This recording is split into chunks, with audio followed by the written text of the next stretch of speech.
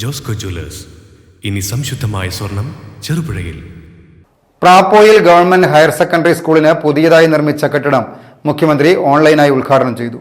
1 കോടി രൂപ ചെലവിലാണ് പുതിയ കെട്ടിടം നിർമ്മിച്ചത്. പ്രാപ്പോയിൽ ഗവൺമെന്റ് ഹയർ സെക്കൻഡറി സ്കൂളിന് വേണ്ടി 1 കോടി രൂപ ചെലവിൽ നിർമ്മിച്ച പുതിയ കെട്ടിടത്തിന്റെ ഉദ്ഘാടനം മുഖ്യമന്ത്രി ഓൺലൈനായി നിർവഹിച്ചു. കേരളത്തിൽ പൊതുവിദ്യാഭ്യാസ രംഗം മുന്നോട്ട് പോകില്ല എന്നൊരു പൊതുധാരണ വിദ്യാർത്ഥികളിലും രക്ഷിതാക്കളിലും പൊതുജനങ്ങളിലും പറഞ്ഞു കഴിഞ്ഞിരുന്നു.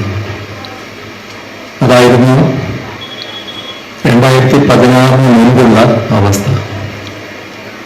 വിദ്യാലയങ്ങൾ അടഞ്ഞു പോകുന്നു. ഓരോ വിദ്യാലയവും തകർച്ചയുടെ നാളുകൾ എണ്ണിക്കഴിയുന്ന അവസ്ഥയിലേക്ക് എത്തുന്നു. ഇതായിരുന്നു പൊതുവായ സ്ഥിതി. ആ ഘട്ടത്തിലാണ് 2016 തെരഞ്ഞെടുപ്പിന് മുൻപ് LDF ജനങ്ങളോട് പറഞ്ഞത് പൊതുവിദ്യാഭ്യാസ മേഖലയെ സംരക്ഷിക്കുന്ന നിലപാട് സ്വീകരിക്കുമെന്ന്.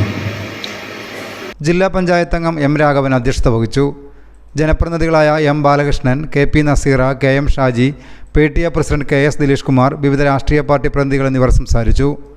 News bureau, Cherupuzha. അമ്മു, നിനക്ക് ഓർമ്മയുണ്ടോ നിന്റെ കുട്ടിക്കാലം?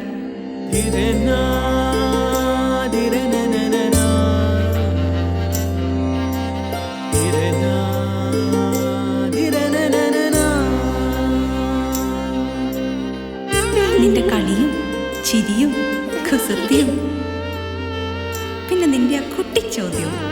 ഇതെനിക്ക് തരുമോ? തരില്ല. ഇതേ എനിക്ക് എന്റെ അമ്മ തന്നതാ. മുത്തശ്ശിക്ക് ഇതാര് കൊടുത്തതാ? മുത്തശ്ശിയുടെ അമ്മ കൊടുത്തത്. അപ്പൊ ഇത് ശരിക്കും മാറിയ?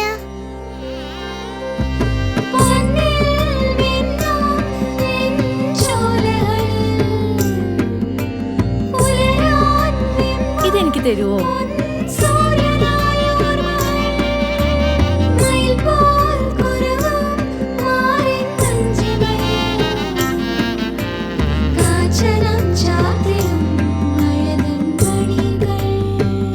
ചില ബന്ധങ്ങൾ പവിത്രമാണ്. കണ്ണും നിറയും മനസ്സും നിറയും. സ്വന്തം ജോസ്കോ ജ്വല്ലേഴ്സ്. ഇനി സംശുദ്ധമായ സ്വർണം ചെറുപുഴയിൽ.